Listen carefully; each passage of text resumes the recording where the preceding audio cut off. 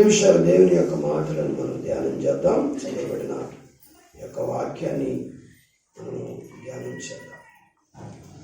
కానీ కీర్తనకారుడు అంటాడు 119:71 వాక్యంలో కీర్తనకారుడు అంటాడు, నేను నీ కట్టడలను నేర్చుకున్నట్లు శ్రమ నుండి ఉండుట నాకు మేలాయను అంటాడు.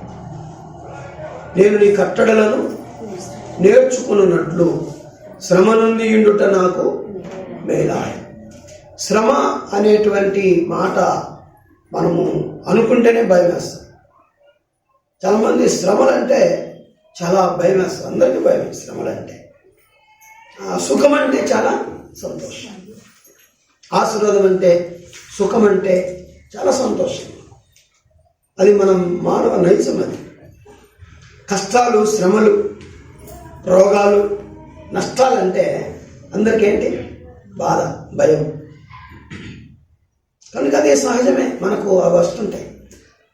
కానీ చాలామంది కూడా ఈ శ్రమలు అనేటువంటి బాధలలో కొనసాగుతూ ఉంటారు వారి జీవితం. చాలామంది చాలా సంవత్సరాల నుండి ఈ వేదనకరమైన శ్రమ జీవితాన్ని అనుభవిస్తూనే ఉంటారు. కుటుంబాలలో భార్యాభర్తల మధ్య ఒకరికి ఒకరు ప్రేమించి ఒకరినొకరు క్షమించుకొని ఒకరికి తోడుగా ఒకరికి సహాయం చేసుకుంటూ ఒకరు ఉండకపోతే ఆ కుటుంబం అంతా కూడా శ్రమ కుటుంబంగానే ఉంటుంది. భార్య, భర్త, పిల్లలు ఎవరొకరు కూడా బాధ్యత లేకుండా ఉన్నందువలన తల్లి కానీ తండ్రి కానీ పిల్లలు ఇంట్లో కుటుంబం ఎంతగానో శ్రమ పడుతూ ఉంటుంది, బాధపడుతూ ఉంటారు. అలాగే కొన్నిసార్లు మనము నష్టాల వలన, కష్టాల వలన, కొన్ని అప్పులకు గురవుతాం. దానివల్ల కూడా మనం ఎన్నో ఇబ్బందులు పడుతూ ఉంటాం. ఆ అప్పు ఎవరైతే ఇచ్చారో వారి వలన మనము దూషించుతూ ఉంటారు. మనము పడరాని శ్రమలను, ఇబ్బందులను పడుతూ ఉంటాం. కొన్నిసార్లు జాబ్స్ లేనందువలన, ఆర్థికీయ ఇబ్బందులు మనకు ఉన్నందువలన మనం కష్టాలు పడుతుంటాం. మన అవసరాలు తీరవు, మన అక్కర్లు తీరవు, మనం శ్రమ పడుతుంటాం. దేవుని పిల్లలుగా చాలా రకాలైనటువంటి శ్రమలు ఊరికనే నిర్నిమిత్తముగా మనం చేయని దాని కొరకు మన మీద నేరం మోపటం, మనం అనని దాని కొరకు మన మీద నేరం మోపటం, మనల్ని నిందకు గురి చేయటం, ఇటువంటి వాటి వలన కూడా మనం చాలా రకాలైన శ్రమలను అనుభవిస్తూ ఉంటాం. కాబట్టి ఇటువంటి శ్రమలను అనుభవిస్తూ ఉన్నప్పుడు మనం అనుకుంటాం కొన్నిసార్లు, ఎందుకు దేవుడు నన్ను ఇలాగా శ్రమ పెడుతున్నాడు, ఎందుకు దేవుడు నన్ను ఇటువంటి ఇబ్బందులకు గురి చేస్తున్నాడు, ఎందుకు నేను ఇంతగా బాధపడుతుంటే ఆయన పట్టించుకోడు, చూడడు, నా ఎడల ఆయన కనికరం లేదా, దయ లేదా అని మనం చాలాసార్లు దేవుని గురించి ఆలోచన చేస్తుంటాం. ఇంత ఇబ్బంది పడుతున్నా, ఇంత శ్రమ పడుతున్నా, ఇంత బాధపడుతున్నా దేవుడు కనికరించడేంటి అని మనం చాలాసార్లు దేవుని అర్థం చేసుకునేటువంటి ఆ జ్ఞానము, ఆ విశాల హృదయము మనకు లేనందువలన దేవుని అర్థం చేసుకున్నట కంటే అపార్థం చేసుకొని చాలాసార్లు మనం ఏం చేస్తాం? దేవుని మీద నేరం అవుతాం. ఆ శ్రమలకు తట్టుకోలేక, బాధలకు తట్టుకోలేక. కానీ దానికి భిన్నంగా దైవ సేవకుడు ఇక్కడ కీర్తనకారుడు అంటాడు, ఏమంటాడు?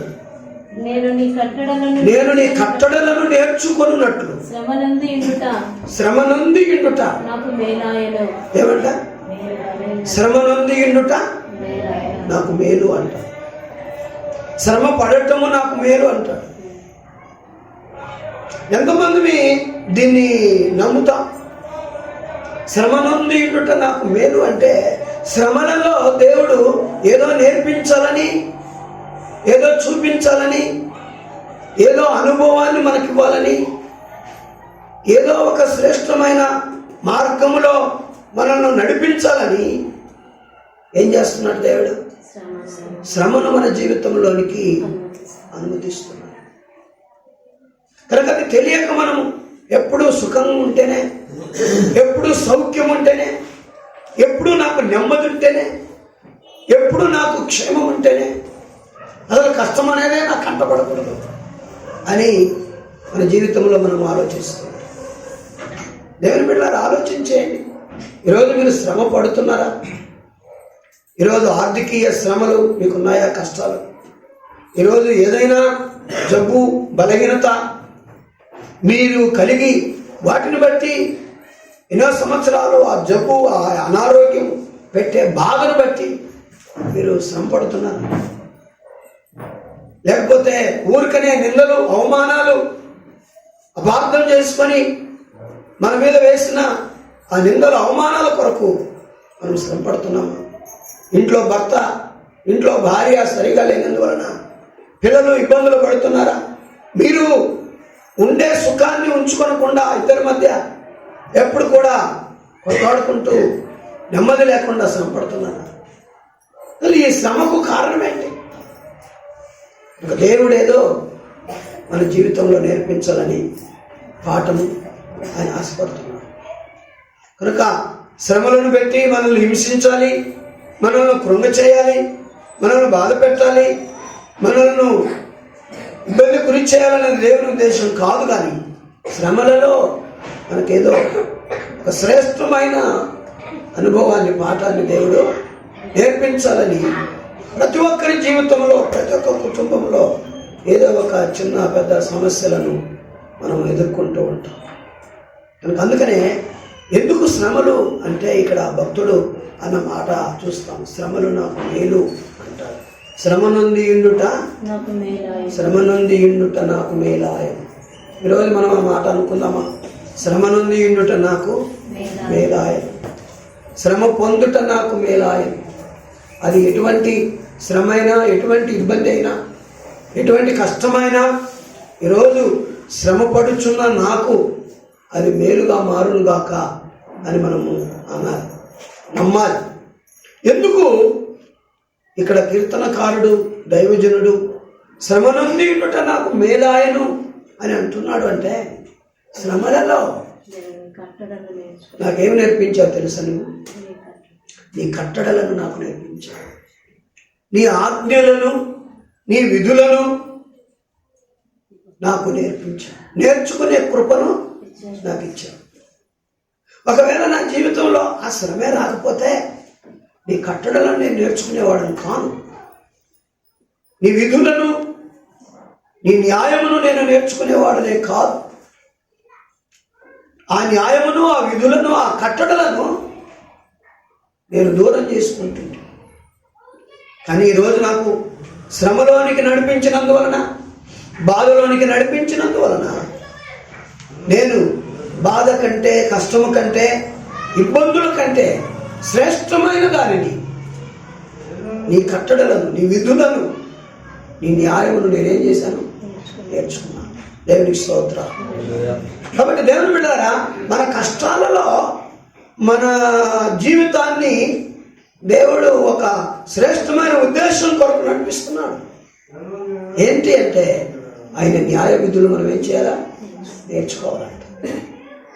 కష్టం వచ్చినప్పుడు దేవుని వాక్యాన్ని చదవాలని, కష్టం వచ్చినప్పుడు దేవుని యొక్క వాక్య ఆ కట్టడలను మనం నేర్చుకోవాలని, కష్టం వచ్చినప్పుడు ఆ తప్పిపోయినటువంటి మనము తిరిగి ఆ వాక్యం యొక్క కట్టడలను, విధులను నేర్చుకొని ముందుకు సాగాలని దేవుడు మన జీవితంలో మరి శ్రమలను ఏం చేస్తున్నాడు? అనుమతిస్తున్నాడు. కాబట్టి ఈరోజు ఎవరు కూడా శ్రమను బట్టి భయపడిన అవసరం లేదు. మీ శ్రమ, నా శ్రమ దేవునికి ఒక మాట సెలవిస్తే పారిపోతాయి ఆ శ్రమలన్నీ. అవేమి ఆయనకు గొప్ప విషయమో కానే కాదు. కానీ సాతానుడు ఏం చేస్తాడంటే ఆ శ్రమను భూతత్వంలో మనం చూపించి, అయ్యో బాబు నీ పని అయిపోయింది, నీ స్థితి అయిపోయింది, నీకున్న జబ్బు తగ్గదు, నీకున్న శ్రమ పోదు, నీ భర్త మారడు, నీ కుటుంబం బాగుపడదు, కనుక నీ అప్పులు తీరవు, నీ సమస్య పెరుగుతుంది అని భూతత్వంలో వాటిని మనకు చూపించి దేవుని మీద అపనమ్మకాన్ని కలిగించి శ్రమలలో దేవునికి దూరం ఉన్నట్లు అపవాది మనకేం చేస్తాడు? మరి నడిపిస్తూ ఉంటాడు. కానీ అపవాది మాట మనం వినకూడదు. దేవునికి మనకు వచ్చే శ్రమలు అవి ఏ పాటివి? ఆయన ఆ శ్రమలను క్షణములోనే మన జీవితంలో నుండి తొలగించి శ్రేష్టమైన అనుభవాన్ని దేవుని బిడ్డలారా మనకు దయచేయగలడు. కనుక శ్రమ అంటే నేను చెప్తున్నాను. మేము ఒకరోజు పాస్టర్ గారికి అనారోగ్యం ఉన్నందువలన మేము 88లో 1988లో ఒక ఆఫీసులో రాత్రిపూట పడుకున్నాం అక్కడ. సాయంకాలం రాత్రి 12 గంటలకు డాక్టర్ దగ్గర చూయించుకొని ఆ రాత్రి మరి వెళ్ళడానికి మా ఇల్లు చేరడానికి బస్సు లేనందువలన కనుక ఆ రాత్రి మేము ఒక ఆఫీస్లో పడుకున్నాం. ఎవరు తెలిసిన వారు లేరు ఈ బళ్ళారిలో 88లో. కాబట్టి ఒక ఆఫీస్లో పట్నాయక్ గారని అందరికి తెలిసిన వాళ్ళే, పరిచయితులే, కనుక ఆయన ఆఫీస్లో పడుకున్నాం. కనుక ఆ ఆఫీస్ అంటే బండారి ప్రక్కలో ఉంటుంది ఆఫీసు. ఇప్పుడు అక్కడ ఎవరు ఇది పెట్టారు, ఏంటి షామేనా షాప్ పెట్టారు రఘు గారని. కాబట్టి దానికి పైన మేము పడుకుంటే అప్పుడు మాకున్న శ్రమలు, మాకున్న కష్టాలు చాలా భయంకరమైనవి. మా బ్లాండిని చాలా చిన్నపిల్ల, పాలు తాగేటువంటి బిడ్డ. కాబట్టి అప్పుడు మేము పడుకున్నాం. కనుక ఆమె కొన్ని అనారోగ్య సమస్యలు మేము అక్కడికి వెళ్ళాం. కనుక ఆమె రాత్రంతా కూడా దగ్గుతూ బాధపడుతూ తనకున్నటువంటి ఇబ్బందిని బట్టి చాలా వేదన పడుతుంది. మేము కొన్ని వంటలు చేసుకుని వెళ్ళాము, అవి కూడా తినలేదు. కాబట్టి చాలా బాధ, ఇబ్బంది. పిల్ల పాలకు ఏడుస్తుంది కానీ ఆమెకు పాలు ఇవ్వగలిగిన శక్తి లేదు. కనుక చాలా శ్రమలో, సమస్యల్లో ఉన్నాం, ఇబ్బందుల్లో ఉన్నాం. చేతి నిండా డబ్బులు లేవు, పరిచర్యలో ఉన్నాం, చాలా బాధపడుతున్నాం. కనుక అటువంటి సమయంలో 4 గంటల సమయంలో పాస్టర్ గారు ఎవరితో మాట్లాడుతున్నారు. కనుక నేను అన్నాను, నాకు నిద్ర పట్టినట్టుగా ఉంది, తెల్లవారులు మేలుకొని ఉన్నాను, కునుకు పడతా ఉంటే మాట్లాడుతుంటే నేను నన్ను లేచి ఎవరితో మాట్లాడుతున్నావు అని అన్నాను. ఎవరో ఇక్కడ నిలబడి ఉన్నారు, ఆయన ముఖము ట్యూబ్లైట్ వలె వెలిగిపోతూ ఉంది, ఆయన బట్టలన్నీ కూడా తెల్లగా మెరిసిపోతూ ఉన్నాయి అని అన్నాను. కాబట్టి నేను అన్నాను, అలాగైతే ఆయన మన ప్రభువు, కాబట్టి మన సమస్యలన్నీ ఆయనకు చెప్పుకుందాం. అక్కడ మేము ఇద్దరం ఉన్నాం, బైబిల్ మన ఒక ఆమె, మరి నేను, ఇద్దరం ఉన్నాం. కాబట్టి ఆమెకు కనబడట్లేదు, నాకు కనబడట్లేదు, ఆయన స్వరం మాకు వినబడట్లేదు. కానీ ఆమె కనబడుతున్నారు, ఆమె వినబడుతున్నారు. కనుక ఆ రీతిగా మాట్లాడేసరికి ఆయన ప్రభువు, ఆయనకు ప్రార్థన చేయండి, ఆయనకు నీ సమస్య చెప్పుకో, ఆయన మన దేవుడు అని చెప్పి ఆమెకు అంటూ ఉంటే అనుకుంటా ఉండగా ఆయన అదృశ్యమై లేడు వెళ్ళిపోయారు అన్నారు. భయపడుకు నేనున్నాను అని చెప్పారు, వెళ్ళారు అన్నారు. ఆయన అదృశ్యమైన వెళ్ళిన వెంటనే ఇన్ని రోజులు లేని ఆరోగ్యం మరి ఆమె కలిగి ఉన్నట్లు ఆ రాత్రి మేము చూస్తున్నాం. డాక్టర్ దగ్గరికి ఉదయం వెళ్ళినప్పుడు ఏమైంది, ఏదో జరిగిందే, రాత్రి అలా వీక్గా ఉండవలసిన ఈమె ఇంత శక్తితో ఇంత బలంగా ఉండడానికి కారణం ఏంటంటే మాకు కలిగిన దర్శనాన్ని చెప్పాం. చాలా ఆశ్చర్యపడ్డాడు అతను కూడా. ఈరోజు ఏంటంటే మనకు అటువంటి జబ్బు వచ్చినా, అటువంటి శ్రమలు వచ్చినా, ఆ శ్రమలలో దేవుణ్ణి చూడగలిగే కృప, దేవుని స్తోత్రం. ఆ శ్రమలలో దేవుని దర్శనము చూడగలిగిన కృప, దేవునితో మాట్లాడే కృప. కనుక శ్రమ పొందుట ఏమైంది, మేలైంది. శ్రమ పొందుట మేలైంది. ఆ బలహీనత ఇప్పటి వరకు ఉందంటే లేదు, పోయింది బలహీనత. కానీ ఆ శ్రమ రాకపోతే, ఆ స్థితి మాకు దేవుడు ఇవ్వకపోతే, మేము అక్కడ ఉండకపోతే ఆయన మాతో మాట్లాడేవాడు కాదు, మాకు అనుభవం వచ్చేది కాదు. అదే కాదు, చాలా దర్శనాలు, చాలా రకాలైనటువంటి దర్శనాలు దేవుడు ఇచ్చాడు. కనుక శ్రమలలో దేవుడు ఏదో ఒక శ్రేష్టమైన అనుభవానికి దేవుడు మనల్ని ఏం చేస్తాడు, నడిపిస్తాడు. అందుకని భక్తుడు అంటాడు, నేను నీ కట్టడలను నేర్చుకున్నట్లు శ్రమ నుండి ఉండుటయే. ఈరోజు మనం కన్నీటితో ప్రార్థన చేయాలి. ప్రభా, నేను ఇటువంటి కష్టాల్లో నుండి వెళ్తున్నాను కదా, ఇటువంటి రోగములతో నేను ఉన్నాను కదా, ఇటువంటి జబ్బుతో నేను ఉన్నాను కదా, ఇటువంటి బాధలతో నేను ఉన్నాను కదా. ఏంటయ్యా, ఇంట్లో అర్థం చేసుకునని భర్త, అర్థం చేసుకునని భార్య, ఉద్యోగాలు లేని పిల్లలు, ఏంటి ప్రభు ఈ సమస్యలు? కనుక ఈ శ్రమలలో నాకేమి నేర్పిస్తున్నారు, ఈ శ్రమలలో నన్ను ఎలా నడిపిస్తున్నారు, నా బ్రతుకు పట్ల నీ ఉద్దేశం ఏంటయ్యా అని మనం కన్నీరుగా చేయించాలి, ప్రార్థన చేయాలి. ఎందుకనగా నిన్ను కృంగజేయటం, శ్రమలలో ఆయనకు దూరం చేసుకోవటం ఆయన ఇష్టం కాదు. కానీ శ్రమలలో నీకు నాకు ఆయన ఏం చేస్తాడు, మేలు చేయాలని ఆశపడుతున్నాడు. శ్రమలలో నీకు ఒక అనుభవం నేర్పించాలి బిడ్డ. శ్రమలలో నీకొక శ్రేష్టమైన అనుభూతిని నేర్పించాలి బిడ్డ. శ్రమలలో నీవు ఈ శ్రమ మరెప్పుడు వచ్చినా సరే నువ్వు నిలబడి ఉండేలాగా నీకు నేను నేర్పించాను. నాకు సాక్ష్యం ఆ రోజు ఆ ఇచ్చిన అనుభవాన్ని బట్టి ఈరోజు మేము మీకు సాక్ష్యం చెప్తున్నాను.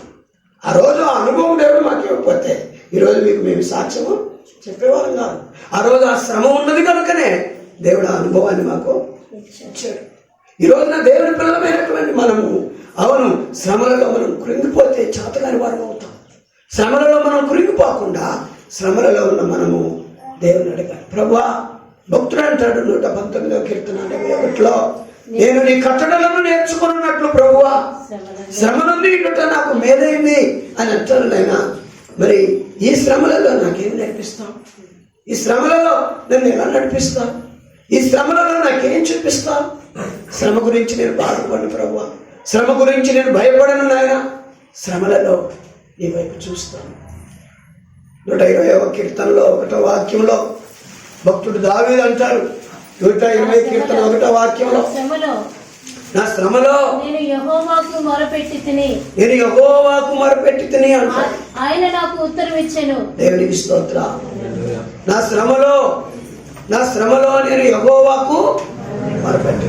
చాలా మంది శ్రమలు వచ్చినప్పుడు నాకు విరక్తి అయిపోయింది ఆ దేవుని మీద, నేను చర్చికి రాను, ప్రార్థన చేయను, ప్రభువుని అడగను, వాక్యం చదవను, నాకు ఆయన మీద విరక్తి కలిగింది అని దేవుని విడిచి దూరం అయిపోతారు. శ్రమల్లో చాలా మంది దేవుని విడిచి దూరం అయిపోవడానికి దేవుడు నీ జీవితంలో శ్రమలను రాచేయలేదు. దేవుని బిడ్డ, నీ జీవితంలో ఒక గొప్ప శ్రేష్టమైన అనుభవాన్ని నేర్పించడానికి ఆయన ఈ శ్రమలను నీ జీవితంలో మరి పర్మిషన్ చేశాడని మనము గ్రహించి, అనుమతించాడని మనము గ్రహించి మరి మనం ఏం చేయాలి? ఆ శ్రమలో దేవుని ప్రార్థన చేయాలి.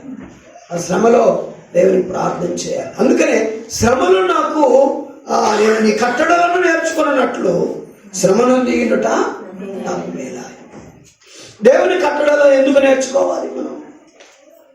భక్తుడు అంటాడు, నాకు శ్రమలు ఎందుకు వచ్చాయి తెలుసా?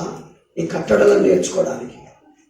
దేవుని కట్టడలు, దేవుని నియమాలు, దేవుని ఆజ్ఞలకు కొన్నిసార్లు మనం ఏం చేస్తాం? దూరం అయిపోతుంటాం.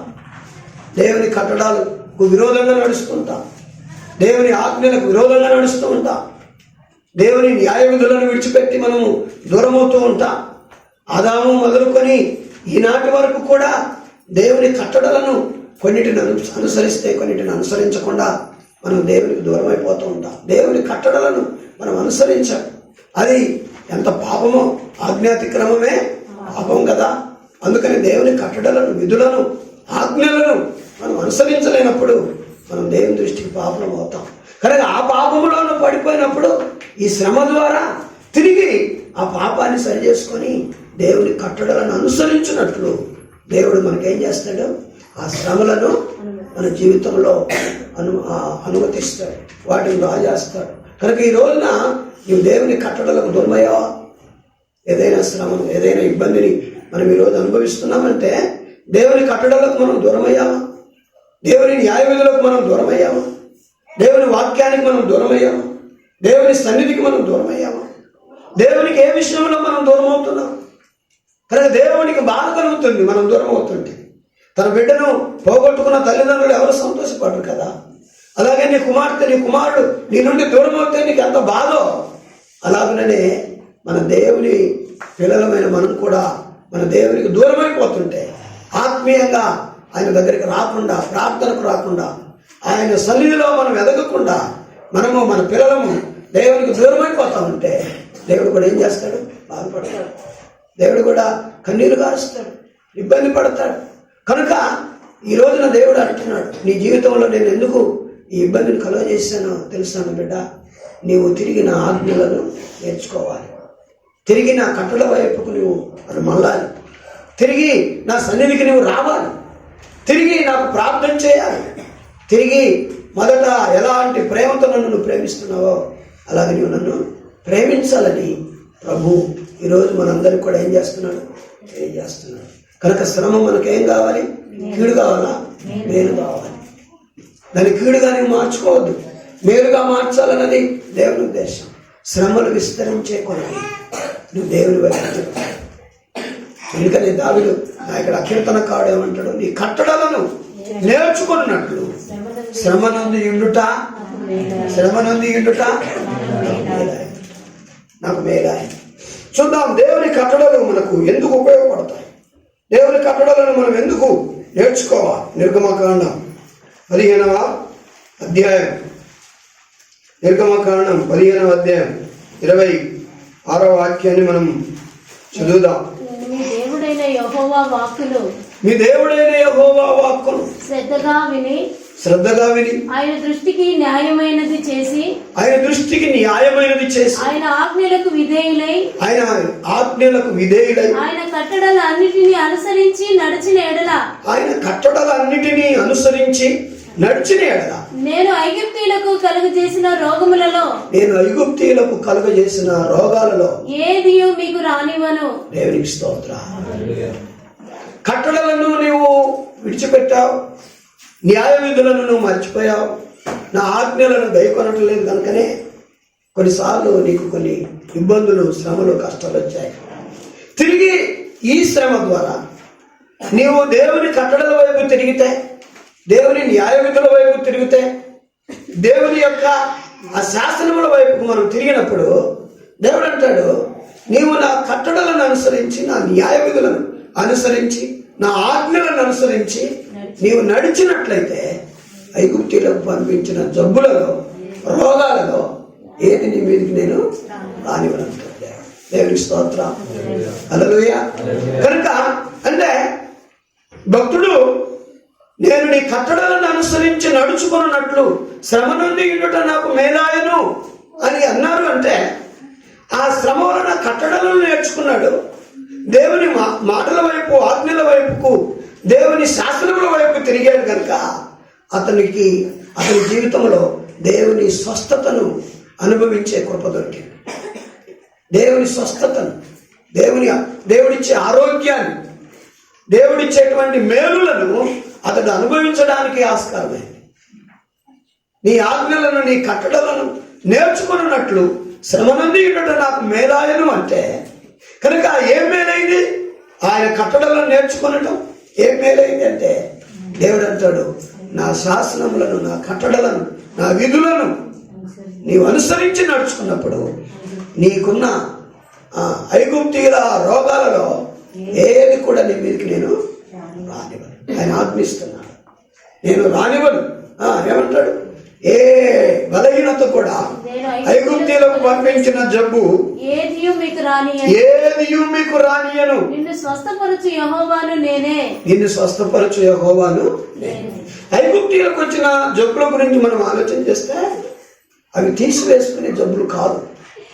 ఐగుప్తీయులకు వచ్చిన జబ్బులు ఏ మెడిసిన్తో పోయే జబ్బులు కాదు. అవి ఎక్కడి నుంచి వచ్చిన జబ్బులు అంటే దేవుని నుండి వచ్చిన జబ్బులు. ఐగుప్తీయుల మీదకి వచ్చిన తెగుళ్ళన్నీ కూడా దేవుని నుండి వచ్చినటువంటి తెగుళ్ళు.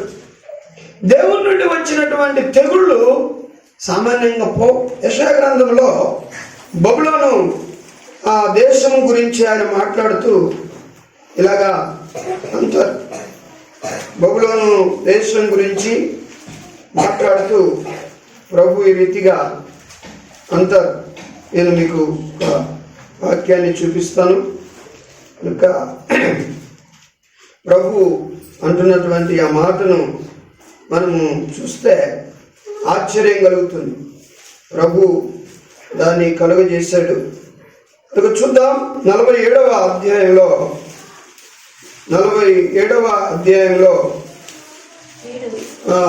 మనము దేవుని యొక్క వాక్యాన్ని చూస్తాం. 11వ వాక్యం, కీడు నీ మీదికి వచ్చును, నీవు మంత్రించి దానిని పోగొట్టుకొన జాలము. ఆ కీడు నీ మీద పడును, దానిని నీవు నివారించలేవు. దేవుడు అంటున్నాడు ఈ మాట. ఎవరి గురించి? బబులోను గురించి దేవుడు మాట్లాడుతున్నాడు, బబులోను దేశం గురించి. కనుక బబులోను దేశము చాలా మంత్ర తంత్ర గారడి శకునాలు తర్వాత ఇటువంటి విద్యలు కలిగి ఉన్న దేశం. కాబట్టి వారు గర్విస్తూ ఉన్నారు, మా దగ్గర మంత్రాలు ఉన్నాయి, మా దగ్గర గారడి ఉంది, మా దగ్గర జ్యోతిష్యం చెప్పేవాళ్ళు ఉన్నారు. ఈ రోజున చాలామంది ఎక్కువగా దేవుని నమ్ముట కంటే కూడా వాటినే నమ్మే వాళ్ళు చాలామంది ఉంటారు. దేవుని పిల్లలు కూడా ఈ చేతులకు ఈ కాళ్ళకు దారాలు కట్టుకోవటము, ఆ మెడలకు కట్టుకోవటము, కాబట్టి నల్ల దారాలు కట్టుకుంటే ఏమి రాదంట. ఏమో మరి ఆ దారాలు అంత పౌరుందే మనకు తెలియదు. కాబట్టి వారు నమ్ముతున్నారు నల్ల దారాలు, ఎర్ర దారాలు. మనమైతే దేవుని నమ్ముతాం. దేవునికి స్తోత్రం. కాబట్టి అటువంటి అంతరాలు తంత్రాలు మీ ఇంటి గుమ్మం ముందు, మీ ఇంటి లోపల కనుక అలాంటి దేవుని నమ్మిన వాళ్ళు, ఏ దేవుని భూమి ఆకాశానికి సృష్టికర్త అయినా యేసయ్యను నమ్మిన వారు ఎవరు కూడా వీటిని అనుమతించరు. పిల్ల ఎప్పుడు ఏడుస్తూ ఉందన్నా, ఇది కడితే తగ్గింది, ఇంట్లో సమాధానం లేదు, మొన్న వస్తా వాడు డోర్ తట్టుకొని పడ్డాడు, వీడి కిటికీ తట్టుకొని పడ్డాడని ఆ కిటికీ ఏదో కట్టి, ఈ డోర్కి ఏదో కట్టి ఏదేదో కట్టుకుంటుంటారు. కనుక అవన్నీ కూడా దేవుని పిల్లలకు పనికిరావు అవన్నీ. ఎందుకంటే వారికి ఎవరున్నారు? దేవుడు ఉన్నాడు. నీ దారబంధ్రాల మీద నా మాటలు రాయమంటాడు, నీ గౌనెల మీద నా మాటలు ఉంచండి అంటారు, నీ నొసట నా మాటలు కట్టుకో, నీ హృదయంలో నా మాటలు ఉంచుకో అంటాడు. కాబట్టి ఆయన మాటలకు మించిన మరి కాపుదల ఇంకా ఏది కూడా ఇవ్వలేదు మనం.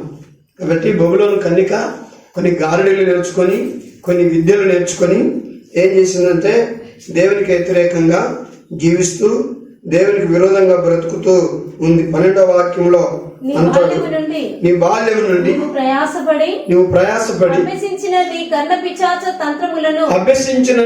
పిశాచి తంత్రములను నీ విస్తారమైన శకునములను చూపుటకు నిలువుము. ఒకవేళ అవి నీకు ప్రయోజనములగునేమో, ఒకవేళ నీవు మనుషులను బెదిరింతువేమో, నీ విస్తారమైన యోచనల వల్ల నీవు అలసి ఉన్నావు. జ్యోతిష్యులు నక్షత్ర జ్యోతిష్యులు మాసచర్య చెప్పువారు నిలువబడి నీ మీదికి వచ్చినవి రాకుండా, నేను నీ మీదికి పంపించింది రాకుండా నిన్ను తప్పించి రక్షించుదురేమో ఆలోచించుమని దేవుడు సవాల్ చేస్తున్నాడు. నిలబడి ఒకవేళ జ్యోతిష్యుల దగ్గరికి వెళ్ళండి,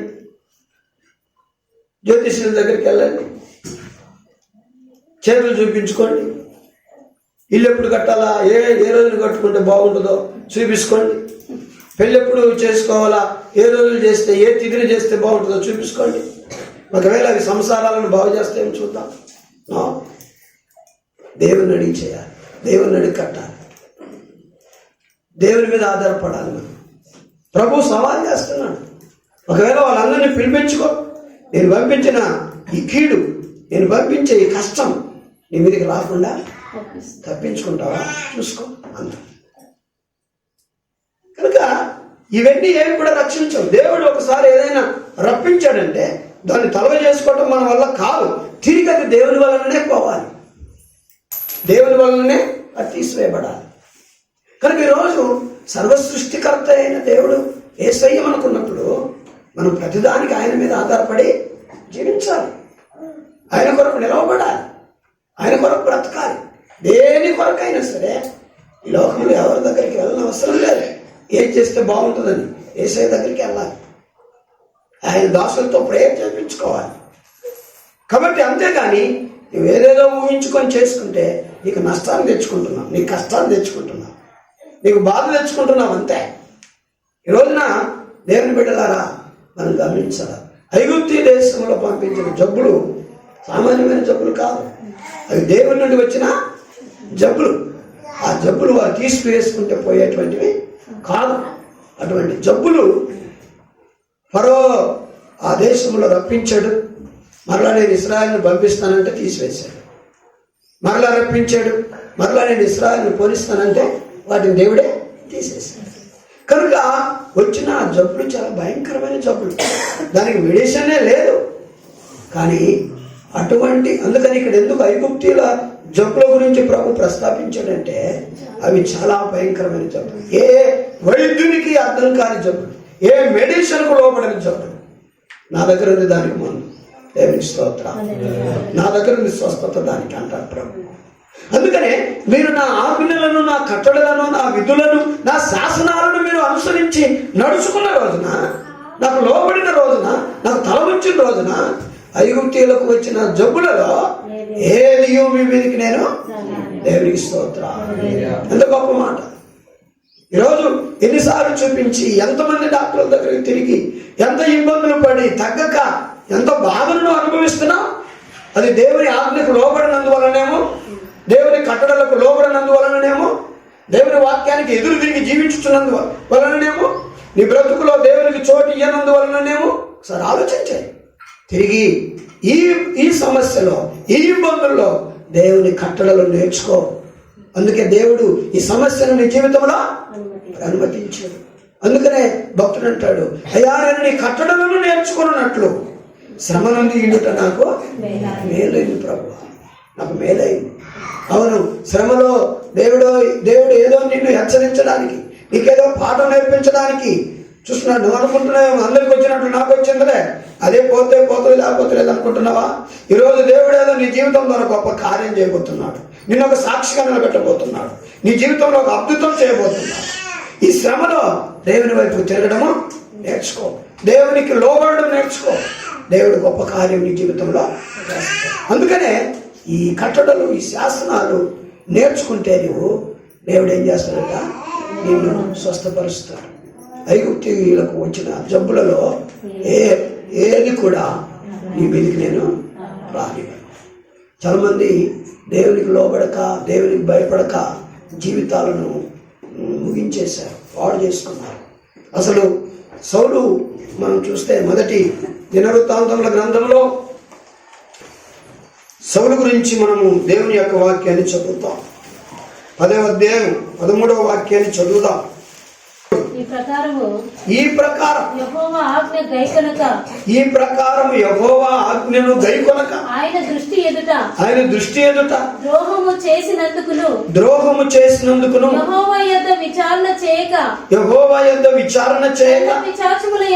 కర్ణ పిశాచముల యొద్ద విచారణ చేయుదానిని వెదకినందుకును సౌలు అతని కుమారులు ఒకే రోజు ఏమైపోయారు, చనిపోయారు. దేవుని లెక్క చేయలేదు, దేవుని ఆజ్ఞలకు లోబడలేదు. అమాలేకులు అందరినీ నాశనం చేయమంటే ఆ లెక్క చేయలేదు. కాబట్టి ఇలాగా సమయాలు తప్ప ఎవరు బలి అర్పించకూడదు, యాజకుడు తప్ప నేనే ఇస్తాను ఆయన పెద్ద యాజకుడు ఆయన అని అర్పించాడు. కొన్నిసార్లు దేవునికి వ్యతిరేకత. ఎప్పుడైనా ఆలోచన చేయండి జీవితంలో. ఈ రోజు వరకు కూడా నేను దేవునికి వ్యతిరేకంగా నడుస్తున్నాను, దేవునికి లోబడట్లేదు, దేవుని ఆజ్ఞలకు నేను లోబడట్లేదు, దేవుని కట్టడలకు నేను లోబడట్లేదు, దేవుని న్యాయ విధులకు నేను లోబడట్లేదు, దేవుని శాసనాలు నేను మీరుతున్నాను అని అంటున్నావా? అందుకనే దేవుడు మీ జీవితంలో శ్రమను ప్రవేశపెట్టాడు. ఎందుకంటే ఈ శ్రమలో నీవు ఆయన న్యాయ విధులు తిరిగి నేర్చుకోవాలి, తిరిగి లోబడాలి. మనం తిరిగి ఆయన న్యాయ విధులకు లోబడి క్షమాపణ కోరుకొని తప్పు ఒప్పుకొని ప్రభు వైపుకు మనం తిరిగితే ఆ శ్రమ నీకు మేలుకరంగా దేవుడు మారుస్తాడు. ఏంటి ఆ మేలు అంటే అద్భుతమైన స్వస్థత నీకు దేవుడిస్తాడు. అద్భుతమైన స్వస్థత, అద్భుతమైన విడుదల. రుణబాధల్లో ఉంటే నీ రుణాలు తీరుస్తాడు. సమాధానం లేకపోతే నీకు సమాధానం ఇస్తాడు. కష్టాల్లో ఉంటే నీ కష్టాలను తొలగిస్తాడు. బాధల్లో ఉంటే నీ బాధలను తొలగిస్తాడు ఆయన. కాబట్టి శ్రమ నుండి వినుట నీకు మేలుగా మారుస్తాడు. ఆయనకు లోబడక ఆయన ఆజ్ఞల వైపుకు నువ్వు తిరగక వాటిని నేర్చుకోకపోతే శ్రమే నీ జీవితంలో చాలా బాధ, వేదనను తెస్తుంది. అందుకనే భక్తుడు, అయ్యా నీ ఆజ్ఞలను నేను నేర్చుకున్నట్లు, నీ కట్టడలను నేను నేర్చుకున్నట్లు శ్రమ నుండి వినుట మేలు. ఇంకొక మాట అంటాడు 67వ వాక్యంలో పైన 119వ కీర్తన, శ్రమ కలుగక మునుపు నేను ఏం విడిచిపెట్టాడట? త్రోవ, దారి విడిచిపెట్టాను, దారి తప్పి తిరిగాను. విడిచిపెట్టినంటే అర్థం ఏంటంటే దారి తప్పి తిరిగాను. ఎవరి దారి విడిచి? దేవుని దారి విడిచి తిరిగాను. దేవుని బిడ్డనని అనిపించుకుంటున్నాను, కానీ దేవుని దారిలో నేను లేను. దేవుని భయం లేదు, దేవుని భక్తి లేదు. శ్రమ కలుగక మునుపు అంతా బాగుండయా. డబ్బుకేం కొరత లేదు, ఆరోగ్యానికి ఏం కొరత లేదు, ఉండడానికి, తినడానికి, వేసుకోవడానికి, తిరగడానికి అన్ని అనుకూలంగా ఉన్నాయి. శ్రమ అనేదే లేదు. కానీ ఆ యొక్క సుఖములో నేనేం చేశాను? దారి తప్పి తిరిగాను. నిన్ను లెక్క చేయలేదు నేను. నీ మందిరానికి కానీ, నీకు ప్రార్థన చేయడం కానీ, నీ వైపు తిరగడం కానీ నేను ఎప్పుడూ గుర్తు చేసుకోలేదు. నా ఇష్టానుసారంగా జల్సా చేస్తున్నాను, తిరుగుతున్నాను. నేను నీకు లోబడలేదు. శ్రమ కలుగక మునుపు నేను దారి తప్పి తిరిగాను. ఇప్పుడు నీ వాక్యమును అనుసరించి నడుచుకొనుచున్నాను. ఇప్పుడు శ్రమలలో దేవునికి స్తోత్రం, శ్రమలలో నీ వాక్యాన్ని అనుసరించి నడుచుకుంటున్నా. శ్రమలు మేలా కీడా? మేలే. ఎందుకంటే ఆ శ్రమలు దేవుని వాక్యం వైపుకు నన్ను నడిపించాయి. ఆ శ్రమలలో దేవుని ఆజ్ఞలను అనుసరించినట్టు నేను నేర్చుకున్నాను. శ్రమ కలిగి ఉన్నట్టు నాకు మేలైంది. శ్రమల్లో దేవుడు ఏదో నేర్పించాలనుకుంటున్నాడు.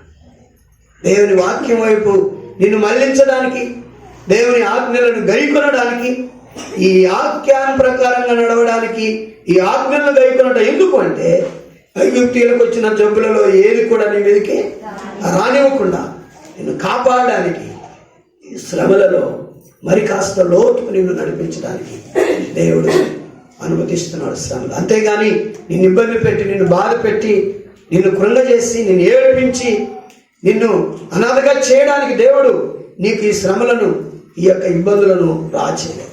ఈ రోజున నువ్వు లెగాలి, ప్రభువా ఏ రోజున నేను ఎలాగా నీకు ఎదురు తిరిగాను, నీ ఆజ్ఞలకు, నీ కట్టడలకు, నీ విధులకు నేను ఎప్పుడు నాయన ఎదురు తిరిగాను.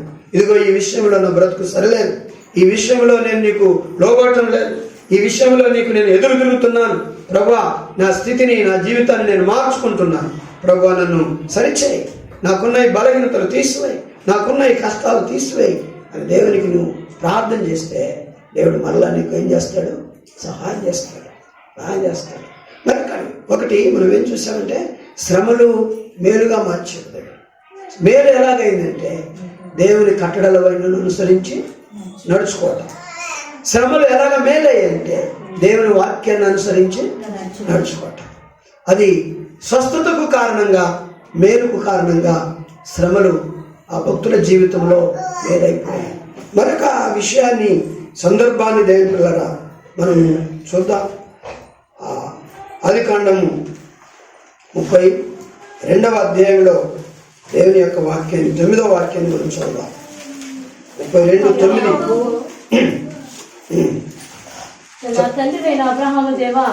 అప్పుడు యాకోబు, నా తండ్రి అయిన అబ్రహాము దేవా, నా తండ్రి అయిన ఇస్సాకు దేవా, ఈ దేశమునకు నీ బంధువుల యొద్దకు తిరిగి వెళ్ళుము,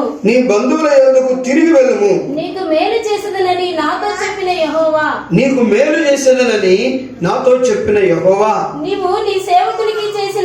నీవు నీ సేవకునికి చేసిన సమస్తమైన ఉపకారములకును సమస్త సత్యమునకును అపాత్రుడను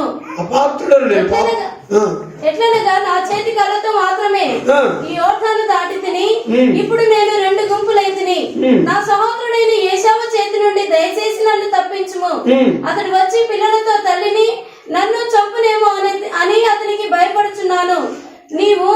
నేను నీకు తోడై నిశ్చయముగా మేలు చేయొచ్చు. విస్తారమగుట వలన లెక్కింపలేని సముద్రపు ఇసుక వలె నీ సంతానము విస్తరింప చేయదునని సెలవిచ్చితివే అనెను. దేవునితో అంటున్నాడు. దేవుడు చెప్పాడు, నీవు నీ దేశానికి వెళ్ళు యాకోబు, నీ బంధువుల యొద్దకు నేను తీసుకెళ్తాను, నిన్ను అక్కడ ఆశీర్వదిస్తాను, నీ సంతానాన్ని విస్తరింపజేస్తాను, నిన్ను నేను వర్ధుల చేస్తానని చెప్పాడు. ఎందుకు ఇక్కడ ఈ ప్రార్థన చేయవలసి వచ్చిందంటే యాకోబు జీవితంలో ఒక సమస్య వచ్చింది. యాకోబు జీవితంలో ఈ స్థలంలో ఒక సమస్య వచ్చింది. ఏంటి ఆ సమస్య అంటే, తన అన్న కొంత జనమును తీసుకొని తన వీధికి వస్తున్నాడు, తన దగ్గరకు వస్తున్నట్లు తనకు కబురు వచ్చింది.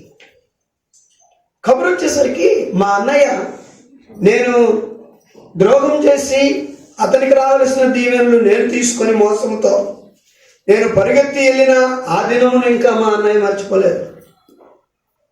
ఆ యొక్క పొరపాటును ఇంకా మా అన్నయ్య గుర్తుపెట్టుకొని ఉన్నాడు, నేను చేసిన తప్పును.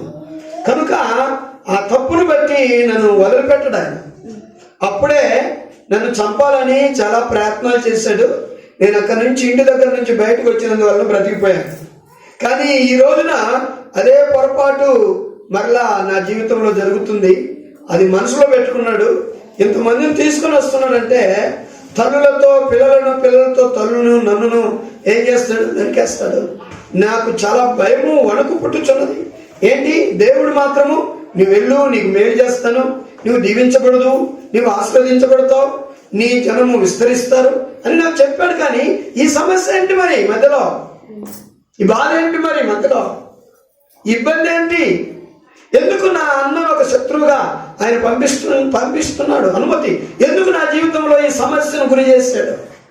బాగా సంతోషంగా వచ్చాను ఇక్కడి వరకు, కానీ ఒకేసారి మా అన్నయ్య ఇంతమందిని తీసుకొని నా మీదకి వస్తున్నాడు అన్న వార్త హఠాత్తుగా నేను వినగానే నిజంగా నాకు భయం కలుగుతుంది, నాకు వణకు కలుగుతుంది.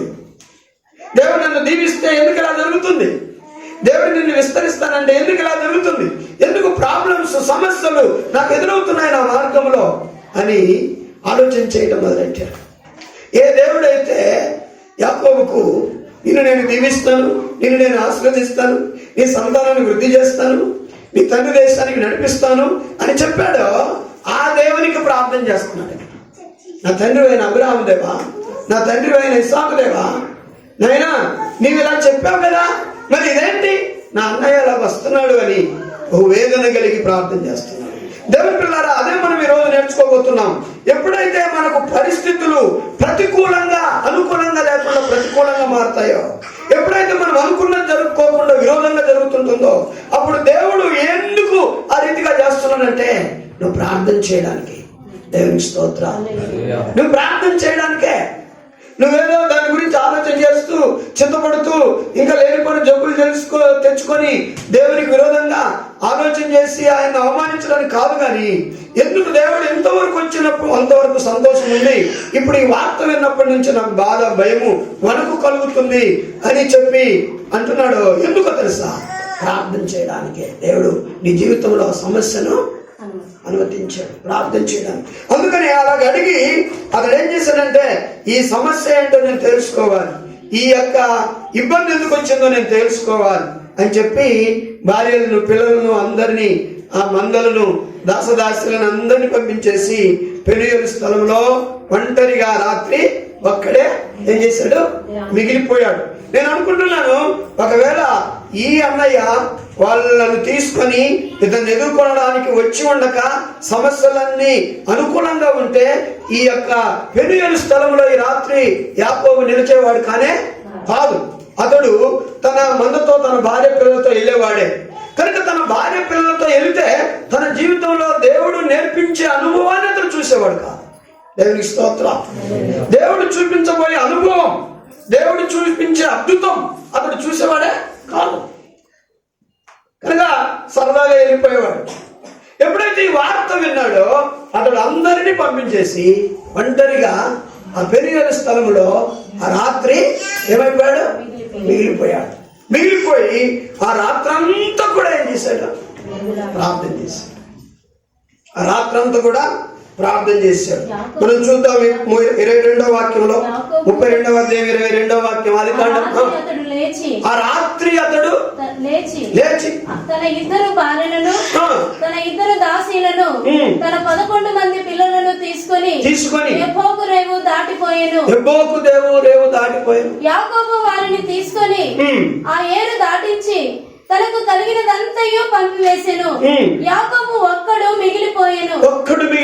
ఒక నరుడు తెల్లవారు వరకు అతనితో పెనుగులాడెను.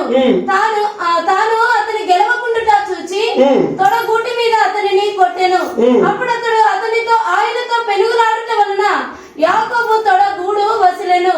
ఆయన తెల్లవారుచున్నది గనుక నన్ను పోనిమ్మనగా అతడు నీవు నన్ను ఆశీర్వదించితేనే గాని నిన్ను పోనీయనెను. ఆయన నీ పేరేమని అడుగగా అతడు యాకోబు అని చెప్పాను. అప్పుడు ఆయన నీవు దేవునితోనూ మనుషులతోనూ పోరాడి గెలిచితివి గనుక ఇక మీదట నీ పేరు ఇశ్రాయేలే గాని యాకోబు అనబడదని చెప్పెను. కాబట్టి ఇక్కడ యాకోబు యొక్క అనుభవాన్ని మనం చూస్తాం. ఏమైపోయాడు? ఈ సమస్య వచ్చినందువలన. ఏ సమస్య? వాళ్ళ అన్నయ్య మరి కొంతమందిని తీసుకొని యాకోబు దగ్గరికి రావటం యాకోబుకి ఏం కలిగించింది? భయం కలిగించింది. ఏమనుకున్నాడు యాకోబు? మా అన్నయ్య నేను అప్పుడు చేసిన ఆ సమస్యను గుర్తుపెట్టుకున్నాడు, ఆ తప్పును ఇంకా గుర్తుపెట్టుకున్నారు. ఏం చేశాడు? అప్పుడు ఏం చేశాడు? అన్నయ్యకి రావాల్సిన దీవులన్నీ నేనే పెద్ద కుమారుని ఏసావును అని గొర్రె చర్మం వేసుకొని మరి స్వరం మార్చి మాట్లాడి తన సహోదరుడికి రావాల్సిన దీవెనలన్నీ కూడా తీసుకున్నాడు. దాని ద్వారా అన్నదమ్ముల మధ్యలో గొప్ప వివాదము జరుగుతుందని తల్లి గ్రహించి అతన్ని పంపించేసి కనుక ఇప్పుడు తిరిగి వస్తున్నాడు. తిరిగి వస్తుంటే హఠాత్తుగా వాళ్ళ అన్నయ్య వస్తున్నాడన్న వార్త తెలిసింది. తెలిసిన తర్వాత ఇక భయం పట్టుకుంది. నా అన్నయ్య నన్ను చంపేస్తాడు, నా భార్యను చంపేస్తాడు, నా పిల్లలను చంపేస్తాడు. అయ్యో దేవుడేమో దీవిస్తాను, ఆశీర్వదిస్తాను, నీ సంతానాన్ని వృద్ధి చేస్తానని చెప్పాడు. మరి ఏంటి ఇలాగా నాకు జరుగుతుంది అని అందరినీ పంపించేసి ఈ సమస్య ఏంటో తేల్చుకుందామని ఒంటరిగా దేవుని సన్నిధిలో ఆగిపోయాడు. ఆ పెనుయేలు అనే ఆ స్థలమందు యాకోబు ఒక్కడే ఆగిపోయి ఆ రాత్రంతా కూడా ఈ సమస్య కొరకు ఏం చేశాడు? ప్రార్థన చేశాడు. ఆ రాత్రంతా ప్రార్థన చేశాడు. ఆ రాత్రి దేవుడిని అతడు చూశాడు. దేవుణ్ణి అతడు కనుగొన్నాడు. దేవుడు అంటాడు, నన్ను వదిలిపెట్టు, నేను వెళ్ళాలంటాడు. యాకోబుతో ఏమంటాడు దేవుడు? నన్ను వదిలిపెట్టు, నేను వెళ్ళిపోవాలంటాడు. నన్ను వదిలిపెట్టు, తెల్లవారుచున్నది, నన్ను వదిలిపెట్టు, నేను వెళ్ళిపోవాలి అంటాడు. నేను దేవుడిని పట్టుకునేంత గొప్పవాళ్ళము మనం, దేవుడు కదలకుండా బంధించేంత గొప్పవాళ్ళము మనం, దేవుని ఆపగలమా మనం? కానీ ఒక విషయంలో దేవుని ఆపమంటే ఆయన కృపతో ఆగే ఆ స్థితిని మనం చేయగలం. ఏంటంటే ప్రార్థన ద్వారా దేవుని మనం ఏం చేయగలం? ఆపగలం. ప్రార్థన ద్వారా దేవుని మనం నిలపగలం. లూకా సువార్త 18వ అధ్యాయంలో 34వ వాక్యంలో నుండి మనం చూస్తే ఒక గుడ్డివాడు త్రోవ పక్కన కూర్చొని ఆయన యెరికో పట్టణమునకు సమీపించినప్పుడు ఒక గుడ్డివాడు త్రోవ పక్కన కూర్చుని భిక్షం అడుగుకొనుచుండెను. జన సమూహము దాటిపోవచ్చున్నట్టు వాడు చప్పుడు విని ఇది ఏమని అడుగగా వారు నజరేయుడైన యేసు ఈ మార్గమున వెళ్ళుచున్నాడని వారితో చెప్పిరి. అప్పుడు వాడు యేసు దావీదు కుమారుడా నన్ను కరుణించమని కేకలు వేయగా ఏం చేశాడు గుడ్డివాడు? కేకలు వేశాడు. ఏమని? దావీదు కుమారుడా యేసు నన్ను కరుణించుమని కేకలు వేశాడు. ఇదే వాడి ప్రార్థన, ఇదే వాడి మొర, ఇదే వాడి కేక. వాడున్న గుడ్డితనంలో, వాడున్న అడుక్కునే స్థితిలో, వాడికి ఎవరు దిక్కులేనందువలన ఆయనను ఎప్పుడైతే దగ్గర వెళ్తున్నాడని తెలుసుకున్నాడో ఆయనను కేక వేసి పిలుచుకున్నాడు. దావీదు కుమారుడు అయిన యేసు నన్ను కరుణించు అన్నాడు. ఊరుకుంటుమని ముందర నడుచుచుండిన వారు వారిని గద్దించిరి గాని వాడు మరి ఎక్కువగా దావీదు కుమారుడా నన్ను కరుణించమని కేకలు వేశాడు. అంతటా యేసు నిలిచి ఎందుకు నిలిచాడు? ఆయన ఎవరు ఆపలేరు. వాడి యొక్క మొర, ఆ గుడ్డివాని యొక్క మొర, ఆ గుడ్డివాని యొక్క ఆ కేక, ఆ ప్రార్థన ఆయన అడుగు ముందుకెళ్ళింది. ఈరోజు దేవుని బిడ్డ, నువ్వు దేనితో ప్రభువా పెద్ద కానికిస్తాను, ఎవరు ఏదంత కానికిస్తాను, మా ఇంటికి రానికి రాలే. నీ కానుకల కోసం, నీ భోజనం కోసం ఆయన ఈ లోకములో నీవిచ్చే వాటి కోసం రాడు. ఒకవేళ రావాలంటే నీ ప్రార్థన ద్వారా వస్తాడు. దేవునికి ప్రార్థించే జీవితం ఉండాలి. కష్టాల్లో నష్టాల్లో, వ్యాధుల్లో, బాధల్లో దేవునికి ఎప్పుడో కష్టం వచ్చినప్పుడు 4-5 సార్లు ప్రార్థన చేయటం, ఏమి లేనప్పుడు అసలు చర్చికి వెళ్ళకుండా ఉండడం కాదు. కనుక ఇతడు గురుడితనంలో కేకవేయగా, అరే పిలిచినోడు ఎలాంటివాడో చూడరా, మంచి బట్టలు వేసుకున్నాడా, వెండి బంగారాలు వేసుకున్నాడా, గుర్రాల మీద వచ్చాడా, కారుల్లో వచ్చాడా, ఎలాగొచ్చాడు, మనం వెళితే మనకు ఏమైనా విలువ ఉంటుందా, గౌరవం ఉంటుందా, వాడి ఇల్లు ఎలాంటిది, గుడిసా, బిల్డింగా అని అవన్నీ ఏమి చూడండి. ఆయనకి ఎవరు కావాలంటే ఆయన మొరపెట్టేవాళ్ళు కావాలి, ఆయన ప్రార్థించేవాళ్ళు కావాలి. దీనంగా, గర్వంతో కాదు, దీనంగా మొరపెట్టేది కూడా కొద్దిగా గర్వంగా మొరపెట్టే వాళ్ళు కూడా ఉంటారు, అహంకారంగా ప్రార్థన చేసేవాళ్ళు కూడా ఉంటారు. కానీ తగ్గించుకొని దీనంగా, అంతమంది నోరు మూసుకో గుడ్డాడా, నువ్వు ఆయన పిలిచేంత గొప్పవాడి వారా, నీకు ఆయన పిలిచేంత సత్తా శక్తి ఉందా నీకు, అసలు ఆయన పేరు నోటితో అనడానికే నీకు యోగ్యత, నువ్వు గుడ్డోడివి, నీ ముఖం చూడు ఎట్లా ఉందో, ఎప్పుడో 2 రోజులైందిరా స్నానం చేసి, నీ బట్టలు, నీ జోలే, నీ చిప్ప, నీ కర్ర, ఏంటిది అంతా కూడా బ్రతుకు. మేము ఎంఐఎంఈలో మా వెనకాల వెళ్తున్నాం, మా ఇంటికి వస్తాడు ఏసయ్య, మా మొర ఇంటాడు ఏసయ్య, ఎవడింటికి వెళ్ళలేదు, ఎవడి మొర వినలేదు. ఆ గుడ్డివాడు ఆ స్థితిలో మొరపెట్టగా యేసు నిలిచాడు. దేవునికి స్తోత్రం. యేసు ఆగాడు, ఆగి వివరాలు తెలుసుకున్నాడు. వారిని తన యొద్దకు తీసుకొని రమ్మనెను. ఎవరైతే నోరుమయ్య ఆయన రావడన్నారో వాళ్ళకే చెప్పారు, అతన్ని జాగ్రత్తగా నా దగ్గరికి తీసుకురమ్మన్నాడు. వాడు దగ్గరికి వచ్చినప్పుడు ఆయన నేను నీకేమి చేయగోరుచున్నావని అడగగా వాడు ప్రభువా చూపు పొందగోరుచున్నాను అని అన్నాడు. యేసు చూపు పొందుము, నీ విశ్వాసము నిన్ను స్వస్థపరచునని వారితో చెప్పెను. వాడు వెంటనే వాడు చూపు పొంది దేవుని మహిమపరచుచు ఆయనను వెంబడించెను. దేవునికి స్తోత్రం. చెప్పబోయింది, కర్ర పోయింది, అడుక్కునే జీవితం పోయింది, గురిటితనం పోయింది. ఎందుకంటే వాడు అలాగ అరవకపోతే, వాడు అలాగ కేక వేయకపోతే, వాడు అలాగ రోదన చేయకపోతే యేసయ్య నిలిచేవాడు కానే కాదు. యేసయ్య నిలవకపోతే వాడికి ఆ స్థితి వచ్చేది కానే. ఈరోజు మనం ఎంత ఎదిగినా దీనంగా మొరపెట్టే బ్రతుకును మనం పోగొట్టుకోకూడదు. ఎంత ఎదిగినా, ఎన్ని ఉద్యోగాలు వచ్చినా, ఎన్ని రంగాల్లో నువ్వు వృద్ధి చెందినా, ఈరోజు దేవునికి దూరం అయ్యావంటే అవన్నీ కూడా నువ్వు నష్టపోతావు.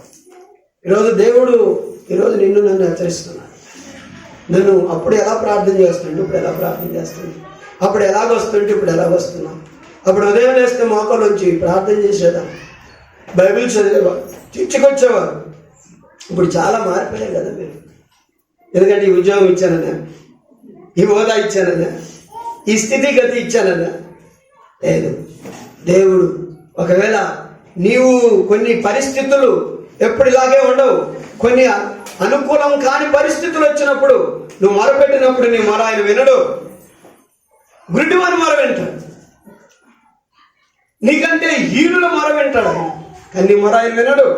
ఎందుకంటే నీవు అనుకూలం వచ్చినప్పుడు ఎలాగంటే అలా తిరుగుతావు, అవకాశవాదివి నువ్వు అంటాడు దేవుడు. ఈరోజున దేవుని బిడ్డ ఏం చేశాడంటే, యాకోబు రాత్రంతా ప్రార్థన చేయగా ప్రభు అంటాడు, తెల్లవారుచున్నదయ్యా, నన్ను వదిలిపెట్టి నేను వెళ్ళిపోతాను అంటాడు. నన్ను వదిలిపెట్టి ఏం పట్టుకున్నారా యాకోబు? అవును, ప్రార్థన ద్వారా ప్రభువుని పట్టుకున్నాడు. నన్ను వదిలేయి, నేను వెళ్ళిపోతానంటే, లేదు ప్రభు నన్ను దీవించితేనే కానీ నిన్ను నేను పోనివ్వను. అప్పుడు దేవుడు, నీ పేరేంటి? నా పేరు యాకోబు, ఇక నీ పేరు ఇశ్రాయేలే గాని యాకోబు అనబడదు. దేవుడు దీవించాడు, దేవుడిని చూశాడు, దేవునితో మాట్లాడాడు. ఈ అనుభవము రావాలంటే అక్కడ ఆ సమస్య రావాలి. ఆ సమస్య రాకపోతే ఈ పెనుయేలు స్థలంలో నిలిచేవాడే కాదు. నిలవక ప్రార్థన చేయకపోతే ఈ అనుభవం అతనికి వచ్చేదే కాదు. కాబట్టి దేవుని పిల్లలమైన మనం కూడా శ్రమ కలిగి ఉండటం మనకు మేలుగా మారుస్తాడు దేవుడు.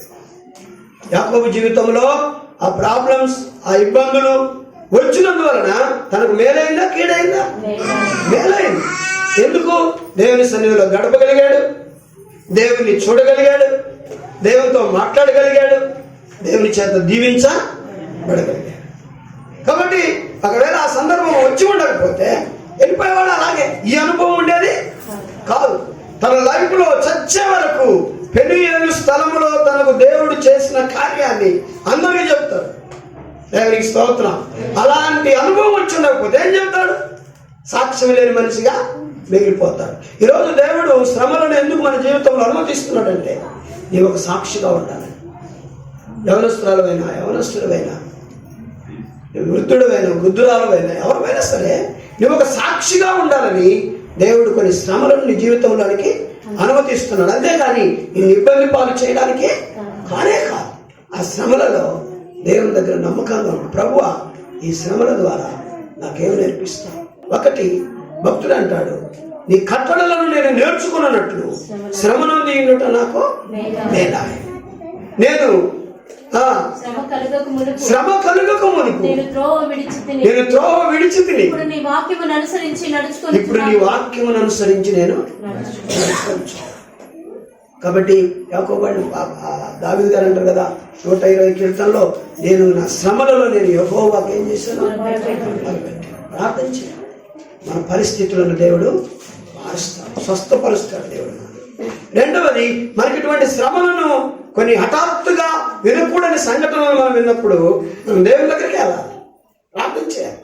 ఏదో ఒకసారి ప్రార్థన చేసేసి ఒక నెల రోజులు సరిపోద్దని ఇంకా సైలెంట్ ఉండగా రోజు ప్రార్థన చేయడం నేర్చుకో, రోజు దేవునితో గడపడం నేర్చుకో, దేవునికి రోజు మొరపెట్టడం నువ్వు నేర్చుకో. అప్పుడు యాకోబు జీవితంలో ఆ గొప్ప బాంబు పేలినటువంటి ఆ సమస్య అంతా కూడా మారిపోయింది. నేను కూడా ఒక వాక్యం చదివి నేను ముగిస్తాను. ఎవరి గురించి భయపడ్డాడో ఆ అన్న గురించి, అతడు తీసుకుని వచ్చినటువంటి వారి గురించి భయపడ్డాడు కదా. 33వ అధ్యాయంలో ఆదికాండంలో మనం చూస్తాం. 33:3-4 వాక్యాలు చదువుదాం.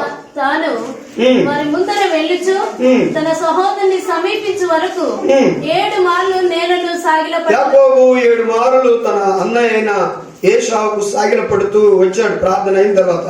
అప్పుడు ఏశావు అతనిని ఎదుర్కొన పరిగెత్తి, అతనిని తమ్ముడిని ఎదుర్కొనడానికి పరిగెత్తి అతనిని కౌగిలించుకొని మెడ మీద పడి ముద్దు పెట్టుకొనెను. చప్పట్లు కొట్టి దేవుని మహిమపరచు. హల్లెలూయా, హల్లెలూయా. దేవునికి స్తోత్రం. ఏం చంపేస్తాడు? పిల్లలతో తల్లితో పిల్లలను, నన్ను, అందరిని, నా యొక్క మందలను, దాసులను అందరినీ చంపేస్తాడు అనుకున్నాను. కానీ దాన్ని ఎలాగ మార్చాడు దేవుడు? ప్రేమించేవాడిగా మార్చాడు. మెడ మీద పడి కౌగిలించుకొని మెడ మీద పడి ముద్దు పెట్టుకున్నాడు. వారిద్దరు కూడా ఏడ్చుకున్నారు. దేవునికి స్తోత్రం. వారిద్దరు కూడా, తమ్ముడు నిన్ను చూసి ఎన్ని రోజులు అయిందిరా, అన్నయ్య నిన్ను కూడా చూసి నేను ఎన్ని రోజులు అయింది. ఈరోజు అన్నదమ్ముల మధ్య బాంధవ్యాలు దూరమైపోతున్నారు. సహోదరులు శత్రువులుగా మారుతున్నారు. వారి మధ్య ప్రేమలు లేవు. కాబట్టి ఆ ప్రేమ, దేవుడు నిన్ను వల్ల నీ సహోదరుని ప్రేమించమన్నాడు, నిన్ను వల్ల నీ పొరుగు వారిని ప్రేమించమన్నాడు. ఆ ప్రేమ లేకపోతే ఎన్ని నీతి బోధలు వల్లించినా దేవునికి ఉపయోగం లేదు. ప్రేమించే మనసు ఉండాలి. కాబట్టి ఈ రోజున దేవుని బిడ్డ శ్రమను అందుట మనకేంటి? మేలు. ఒకటి శ్రమల వలన మనం ఏమి నేర్చుకుంటాం? ఆయన కట్టడలను నేర్చుకుంటాం, ఆయన వాక్యాన్ని అనుసరిస్తాం. మనం దానివల్ల మనకు లాభం ఏంటంటే దేవుడు స్వస్థతనిస్తాడు. ఐగుప్తులకు పంపించిన జబ్బులలో ఏది కూడా మన మీదకి రానివ్వకుండా ఏం చేస్తాడు? స్వస్థపరుస్తాడు. రెండవది, యాకోబు జీవితంలో కూడా శ్రమ వచ్చింది, ఇబ్బందులు వచ్చాయి. అప్పుడు యాకోబు గారు ఏం చేశారు? ప్రార్థన చేశారు. కనుక శ్రమ వచ్చినందువలన ప్రార్థన చేశాడు. ప్రార్థన చేయగా దేవుడు ఆ రోజు ఆ రాత్రి అతన్ని దీవించాడు, ఆశీర్వదించాడు. కాబట్టి ఆ శ్రమే, ఆ ఇబ్బంది వచ్చిండకపోతే యాకోబుకు దేవుడు దొరికేవాడు కాదు, ప్రార్థించేవాడు కాదు, ఆ దీవెన దొరికేదే కాదు. ఈరోజు నా శ్రమను కూడా మేలుకరంగా మనం మార్చుకోవాలంటే ఏం చేయాలి? మనం ప్రార్థన చేయాలి. ఎవరో పాస్టర్ వచ్చి ప్రార్థన చేయటం కాదు. మీ వరకు మీరు ప్రార్థన చేయాలి. మీరు మీ ఇంట్లో మోకాళ్ళు ఉంచాలి, ప్రార్థన చేయాలి. మీ పిల్లల కొరకు, మీ కుటుంబం కొరకు, మీ భర్త కొరకు యేసుక్రీస్తు నామములో ఏం చేయాలి? ప్రార్థన చేసినప్పుడు మీకున్న సమస్యలన్నీ విడిపోతాయి. దేవుడు ఆ శ్రమలలో నేర్పించేటువంటిది ఏంటో దాన్ని మీరు చూస్తారు, అనుభవిస్తారు. అలాంటి కృప దేవుడు మనకి ఇచ్చును గాక. ఆమేన్.